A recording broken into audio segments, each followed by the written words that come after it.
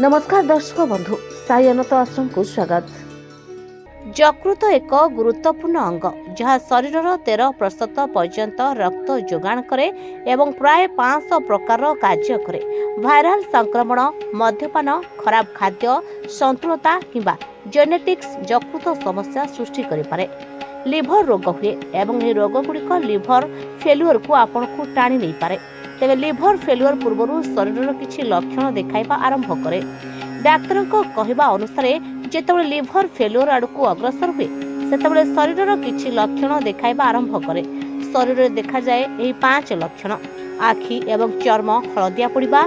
Doctor कहते जे यह एक अत्यंत विपदपूर्ण लक्षण। यार अर्थ होउछि आपनक शरीर में बिलिरुबिन परिमाण बहुत बढ़ी जाइछि। जदि बिलिरुबिन स्तर बहुत बढ़ी जाए तेबे आखि, हाथ एवं शरीर अन्य अंश हलदिया देखा जाए। पेट फुली जाए। लिभर फेल्युअर पूर्व पेट बड़ होगा आरंभ हुए।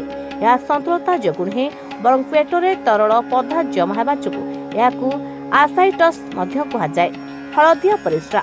हलदिया परिस्रा एवं झाड़ार रंग परिवर्तन यकृत रोगर लक्षण होई पारे।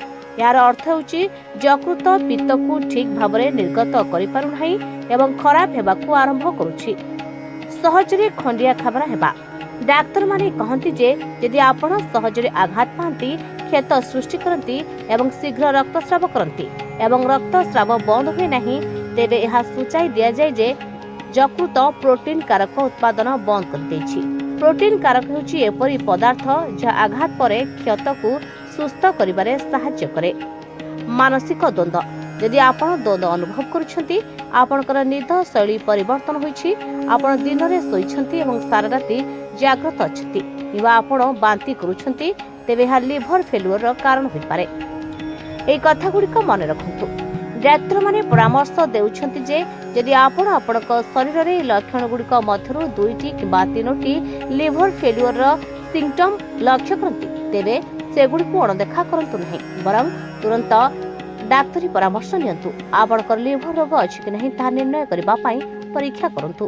तमे पुओ को नहीं कि बाबा पाख आसला परे आपनकर कोन परिवर्तन हेछि? पुओर जो गोड़ हाथ फाटुतला तार भी कोन परिवर्तन हेछि? हां आज्ञा, मो एमिति जने सांग पिलांक जो सुनी कि आपन पाख आसी किंतु आसिला परे मो पुओ दीर्घ 7 वर्ष हला जो कष्टटा भोगुथिला मोर हृदबोध होछि से 7 दिन रे गला भलिया लागिला। तेणु करी बहुत सॉल्व हो जाइछि। एथिबाई बाबा को कोटि कोटि प्रणाम आउ महावीरी पंचमुखी महावीर हनुमान को मो स्वामी जहाँ कहले मुझे से कहूँ चाहूँगी तथा मोर अलग अनुभूति। बाबा कहले मेडिटेशन करने आम 4 तारीख मेडिटेशन कलापर काली कर मेडिटेशन मुझे निजे महावीर आसिक छुई पेटू देवी मुझे कष्ट पाई मो पुओ एमती कि बर्तमान अनुभव करुँच मो पुओ भविष्य संपूर्ण भल।